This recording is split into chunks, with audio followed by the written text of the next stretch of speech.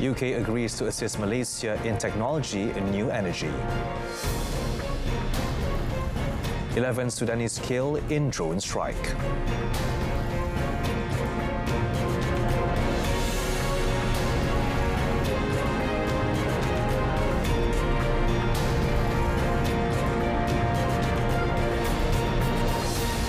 Good afternoon and Salam Malaysia Madani. I'm Daniel Bahardin and you are watching World Today. Deputy Prime Minister Datuk Seri Fadillah Yusof said the United Kingdom, UK, has agreed to collaborate with Malaysia in various fields, including technology and new energy management. Datuk Seri Fadillah, who is also the Minister of Energy Transition and Water Transformation, said the matter was mentioned during his courtesy call on UK Secretary of State for Energy Security and Net Zero, Edward Miliband, on the sidelines of the plenary session of the Summit of the Future of Energy Security at Lancaster House. Kita boleh menjalin kerjasama khususnya dalam bidang-bidang yang mereka ada kelebihan dari segi teknologi dan juga untuk mempelajari dari segi sistem mereka dan bagaimana mereka membuat pertukaran ataupun trading di antara UK dengan negara dalam rantau Europe. Itu bidang-bidang yang kita nak lihat. Dan pada masa sama juga mereka dah bersetuju untuk bekerjasama dengan kita dan kita akan follow through lah hasil perbincangan itu nanti di peringkat pegawai. Mereka akan memberi kita maklumat-maklumat terperinci. Regarding the ministerial plenary session on Friday, Datuk Seri Fadillah said it provided an opportunity for participants to present their views in determining the direction that have been planned by the International Energy Agency, IEA, and the UK, especially in energy security. On the development of the country's renewable energy targets, Datuk Seri Fadillah said it currently stands at 28% and various efforts are being made by the government to achieve 70% by 2050. Meanwhile, Datuk Seri Fadillah also said that Malaysia, as the ASEAN chair in 2025, will focus on realising the ASEAN power grid and improving the energy exchange program among member states. He added realising the power grid will improve energy security, accessibility and affordability not only within Malaysia but also among other ASEAN member states. He emphasized one of the issues regarding energy supply among ASEAN countries is that there are instances where a member state has extra power but cannot export the surplus. Datuk Seri Fadillah elaborated that by focusing on the power grid, ASEAN will be able to achieve energy security and affordability in terms of the electricity supply through cooperation among all the member states. Yang ketiga ialah business model yang perlu kita bincangkan supaya ianya akan memanfaatkan keseluruhan ahli dalam ASEAN itu sendiri. Bukan memanfaatkan mana-mana satu negara, tapi semua orang akan dapat manfaat. Ini untuk memastikan keterjaminan bekalan.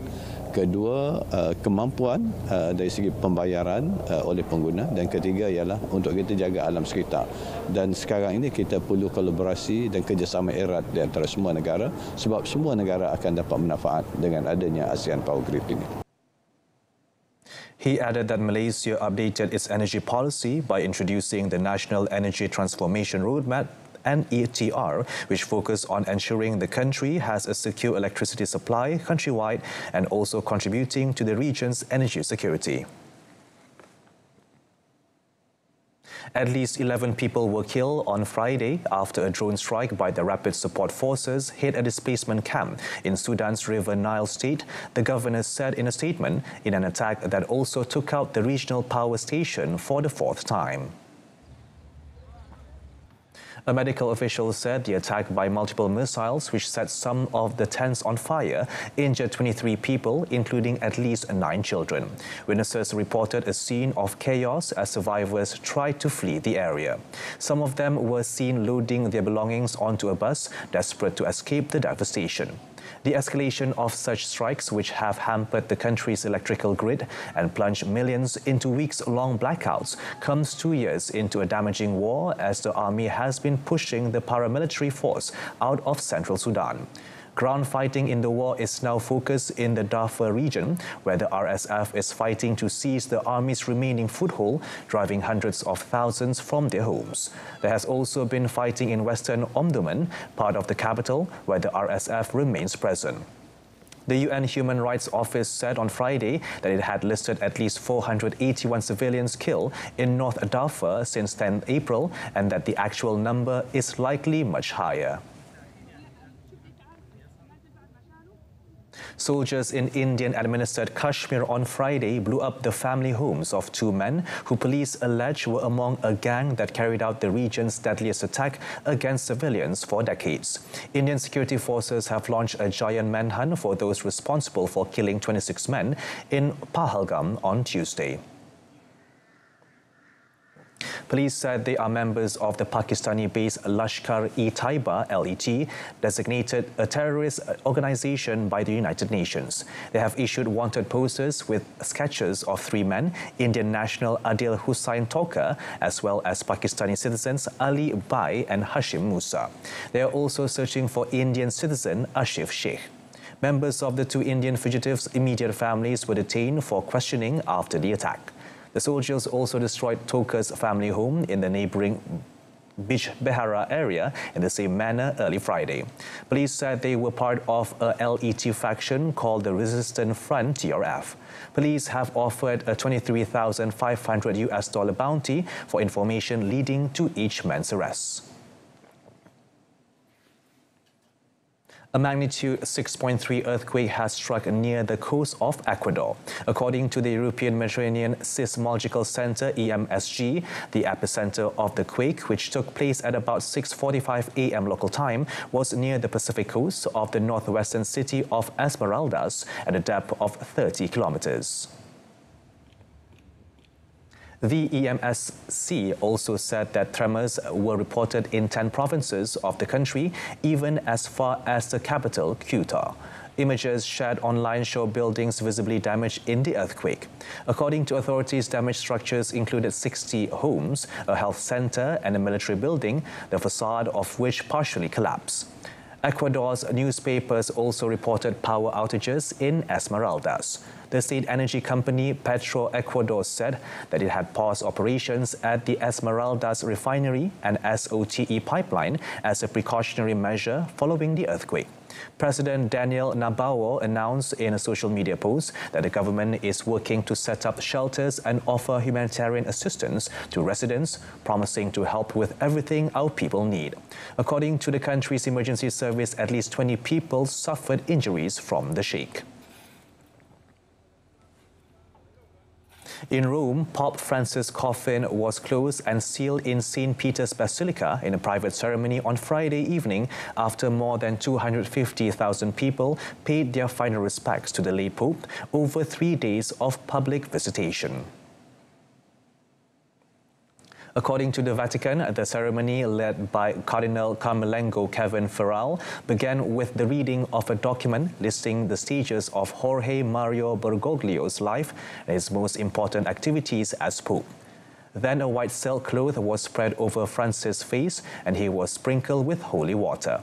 Additionally, a bag containing coins and medals that were minted during his pontificate were placed in the coffin.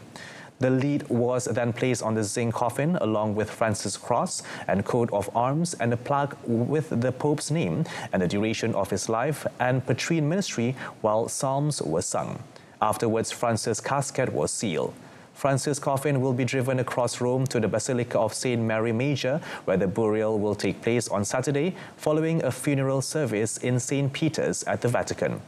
The authorities are expecting tens of thousands of people to line this route, which is around 6 kilometers long.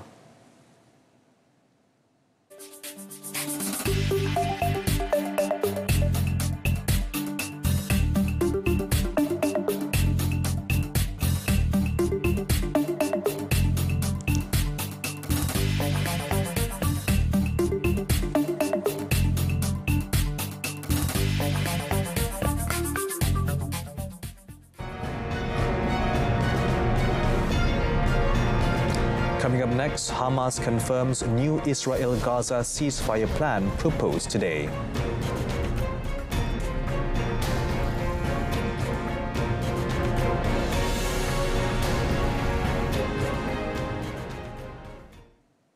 The Appeals Chamber of the International Criminal Court (ICC) recently rejected a request to cancel or suspend the arrest warrants issued against Israeli Prime Minister Benjamin Netanyahu and former Army Minister Yoav Gallant.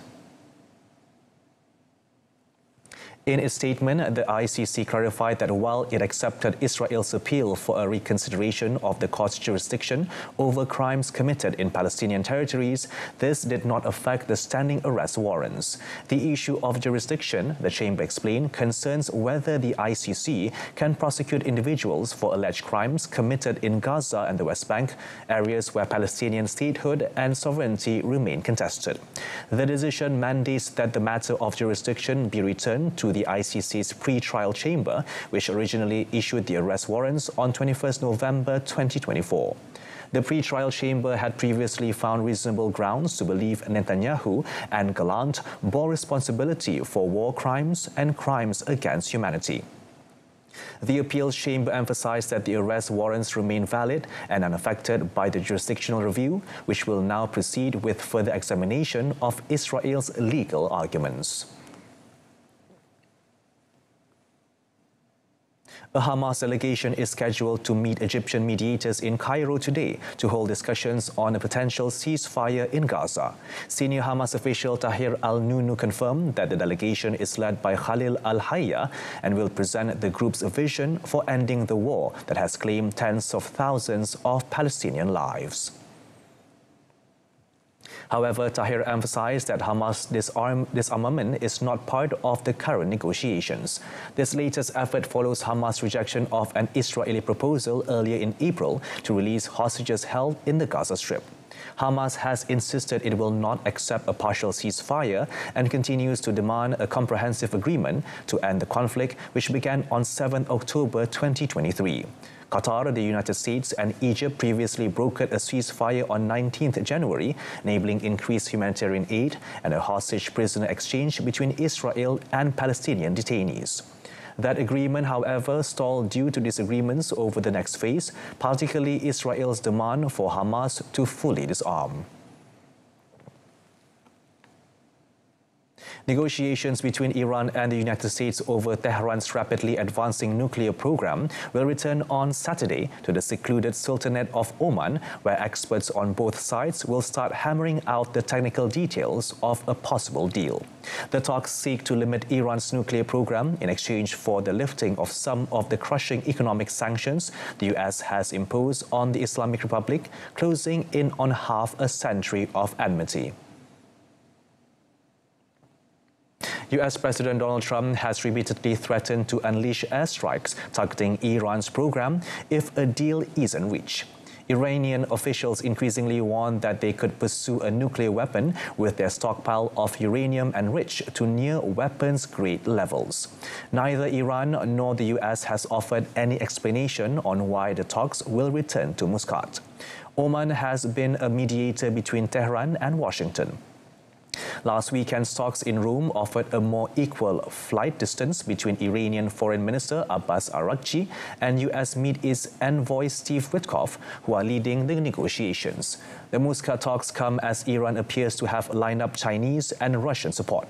On Thursday, Chinese, Iranian and Russian representatives met the head of the International Atomic Energy Agency, the United Nations nuclear watchdog, that likely will verify compliance with any accord, like it did with Tehran's 2015 nuclear deal with world powers. In an address to the United Nations Security Council on Friday, Syria's Foreign Minister Assad al-Shaibani issued a dual call for the immediate lifting of international sanctions and the full withdrawal of Israeli military forces from Syrian territory, portraying both as critical steps toward regional stability and national recovery. Speaking in a session dedicated to evaluating the protracted crisis in Syria, al-Shaibani declared that Syria was prepared to turn a historic corner. He also called for the lifting of all sanctions imposed under the previous government. فبينما فتحت سوريا أبوابها للدول ومنحت الأمل لشعبها في العودة، يستمر العبء الناجم عن العقوبات التي تهدد استقرارنا. فعندما تسعى المنظمات الدولية والشركات للاستثمار في اقتصادنا وإعادة بنائه، تجد أن تلك العقوبات المنتهية الصلاحية تقف حائلاً أمام ذلك. إن هذه الإجراءات التقييدية التي فرضت على نظام سابق بائد تمنع رؤوس الأموال والخبرات من الدخول، فيما تتيح للشبكات غير المشروعة أن تزدهر. في الواقع سيد الرئيس، Al-Shaibani was backed by the UN Special Envoy to Syria, Geir Pedersen, who also warned that Israel's violations of Syria's territorial integrity are undermining the transition. He said Israel's highly confrontational approach was not warranted given the space for diplomacy. Congo and Rwanda vowed to come up with a draft peace deal by 2nd May and refrain from providing military support to armed groups, according to an agreement signed in Washington on Friday as part of diplomatic efforts to end violence in eastern Congo. The agreement, reached amid an unprecedented advance by Rwandan-backed M23 rebels in Congo, is expected to bring significant U.S. public and private investment to the region, which is rich in minerals including tantalum and gold, the final text said. Foreign ministers from the two countries signed the agreement at a ceremony with U.S. Secretary of State Marco Rubio, who also signed as a witness. Eastern part of the Democratic Republic has seen 30 years of conflict. Durable peace and long-lasting economic development is not going to be easy, but it is important. And having both of my counterparts here, the foreign ministers of these respective countries, demonstrates the beginning of a strong commitment to having the conversations that we need to have in order to reach a resolution. The deal raises hopes that the latest cycle of violence in a decade-long conflict rooted in the Rwandan genocide might ease, with both countries hoping to attract significant U.S. investments in minerals. However, previous ceasefire calls have not produced a sustained break in the fighting. Both parties also agreed to look into a joint security coordination mechanism to crack down on armed groups and criminal organizations. Saudi Arabia's Ministry of Tourism has issued an official directive prohibiting accommodation bookings in Mecca for non-Hajj visa holders throughout the 2025 Hajj season. Effective 29th April, all travel agencies and lodging providers are barred from processing bookings or check-ins for visitors with tourist or visit visas unless they hold a valid Hajj visa or an official permit to work or reside in Mecca during the Hajj period. According to the Saudi Gazette, the measure aligns with the Interior Ministry efforts to ensure pilgrim safety, with all non-Hajj visa holders required to leave Makkah beginning 1st Zulqa'edah or 29th April. All hospitality providers and online booking platforms must comply with the new directive to support the safe and orderly conduct of Hajj 2025. The ministry emphasized full cooperation from Makkah-based service providers and platforms is essential. Failure to adhere to the ruling may result in legal action against individuals or premises involved. In related news, the Ministry of Human Resources and Social Development has launched multiple initiatives to enhance the 2025 Hajj experience, including streamlined temporary work permit applications via the Ajir portal and the issuance of Hajj and Umrah work visas to support seasonal employers.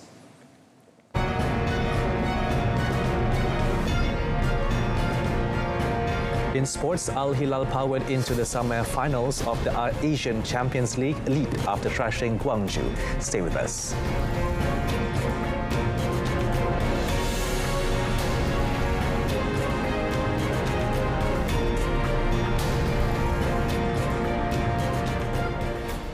National hockey legend Datuk Mirnawan Nawawi has described the upcoming SAHIH Nations Cup in Kuala Lumpur from 15 to 21st June as the ideal platform to gauge the current level of the national hockey squad, now under the guidance of head coach Sarjit Singh. He said the tournament provides a valuable opportunity to evaluate the national squad against 7 other participating countries, including France, South Africa, New Zealand and South Korea. Commenting on expectations for the national squad, nicknamed the Speedy Tigers, Datuk Mirnawan said he preferred not to place any pressure by setting personal targets. However, he said the national squad should be given time to build a strong and competitive team for the future. He said although national hockey fans wanted to observe how the national team develops, they also wanted to see positive results. The national team is currently in Australia, playing 6 friendly matches as part of their preparations for the Nations Cup. The Speedy Tigers have several major tournaments lined up this year, including the Asian Cup in India from 27 August to 7 September, which offers automatic World Cup qualification spots, the Sultan Azlan Shah Cup from 22nd to 29 November, and the SEA Games in Thailand from 9th to 20th December.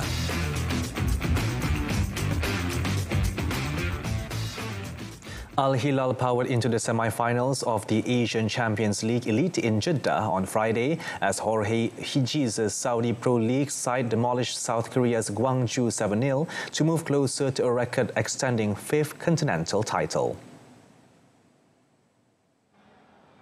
Goals from Sergei Milinkovic-Savic, Marcos Leonardo and Salim Al-Dawsari inside the first 33rd minutes sent the 4-times champions on their way, with Alexander Mitrovic, Malcolm, Nasir Al-Dawsari and Abdullah Al-Hamdan on target after the interval.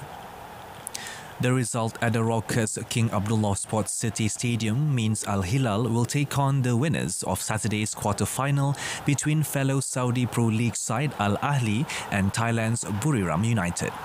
Al Hilal, continental champions in 1991, 2000, 2019 and 2021 and runners-up on 5 other occasions, were several levels above the K-League side who are appearing in the competition for the first time. The latter stages of the revamped Asian Champions League Elite are being played on a centralized basis in Jeddah, with Cristiano Ronaldo's Al Nassr due to face Yokohama F. Marinos on Saturday. Kawasaki Frontier from Japan take on Qatar's Al Sadd on Sunday, with the semi-finals to be held on Tuesday and Wednesday. The final will be played on 3rd May. Coco Gauff fought from a set down to beat Ukrainian Diana Yastremska and book her spot in the Madrid Open 3rd round. Young tennis sensation Coco Gauff faced a nail-biting challenge at the Madrid Open as she suffered a disastrous start, losing the first set to Diana Yastremska in a stunning 0-6 defeat. After losing the opening set without winning a game, Gauff found her form en route to a 0-6, 6-2, 7-5 victory. Gauff's serving statistics were abysmal, with a mere 29% of first serves landing in and a dismal 25% of second serve points won. Up next for the 4th seed is a last 32 match-up against fellow American Ann Lee, who saw off Canadian Leylah Fernandez 6-4, 3-6, 6-4. Amidst the alarming display, Gauff found herself seeking inspiration from her box but received no clear answers to her questions. However, the young star managed to turn the tide, staging a remarkable comeback to claim the second set against Yastremska. Kali Rovanpera extended his lead at the rally Islas, Canarias in Spain after a dominant showing on Friday. The Finn, who won the title in 2022 and 2023, headed a quintet of Toyotas, leading his semi-retired teammate Sebastian Ogier by 26.8 seconds. Championship leader Alfyn Evans is almost 10 seconds further back in 3rd. Rovanpera has made a slow start to the season with a best of 4th in Monte Carlo and lies 57 points behind Welshman Evans in the standings. But the 24-year-old roared around the winding asphalt roads in the Gran Canaria Mountains as the locals watched the first ever WRC rally there. His compatriot Sami Pajari and Japan's Takamoto Katsuta complete the Toyota top 5. Defending champion Thierry Neuville and his Hyundai teammates Odd Tanak and Adrian Formore struggle to get the best out of their cars, with the tyres a particular problem. Neuville, who is 6th over 1 minute 13 seconds behind Rovanpera, said they know that with 2 more days to go, they need to keep positive and continue working. The event continues on Saturday with 7 special stages and concludes at midday on Sunday.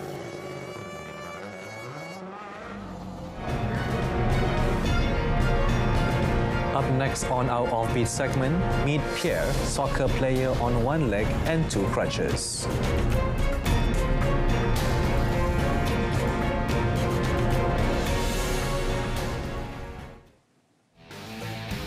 At a first glance, Pierre Kaiser is a footballer like any other of his teammates at the local club SG Domit's Brand 2.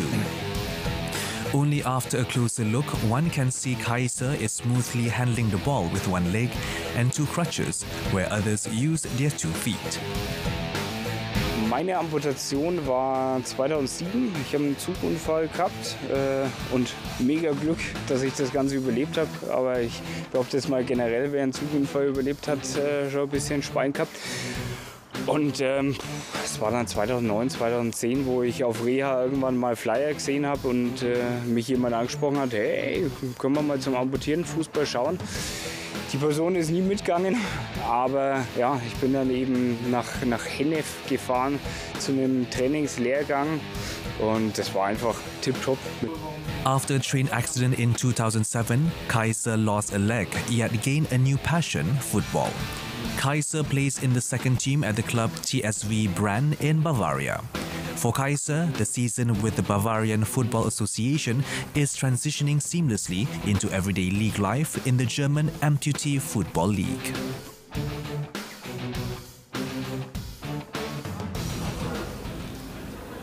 Some 350 kilograms of strawberries, 150 kilograms of sugar, 415 kilograms of cream and 4,000 eggs, a pastry shop in Argentul has beaten the record for the world's largest strawberry cake, with a cake certified at 121.88 meters long. With this record, certified by a Guinness Book of Records referee, France regains the world record for the longest strawberry cake, held since 2019 by Italy, with a 100.48 meters cake. French pastry chefs Youssouf El Goutou brought together 20 chefs to make the 1.2-ton masterpiece that took a week to complete and was set out on tables in an ice ring in the Paris suburb town of Argentul for residents to inspect. The logistics were so difficult that the team used blow torches to heat the bowl for the cream mix. Je dis toujours, le fraisier, c'est un gâteau classique, mais c'est aussi un gâteau raffiné. C'est un gâteau qui représente des moments festifs, des moments familiaux. Et donc, avec cette grande famille qu'on a autour de nous, les pâtissiers, les pâtissières, on voulait justement faire un moment de fête, de partage, de transmission.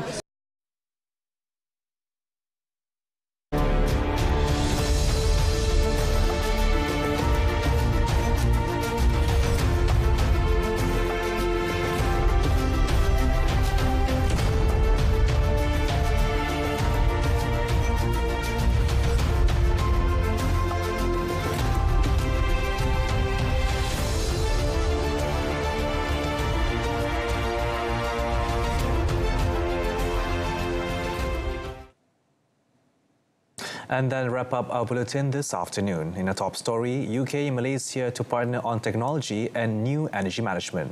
Do join us again tonight at 8:30 p.m. on TV1 and saluran Berita RTM for more news. Or you can stream us online on RTM Click's website and mobile application. Till then, I'm Daniel Bahardin. From the river to the sea, Palestine will be free. Thank you for watching. Assalamualaikum. Salam Malaysia Madani.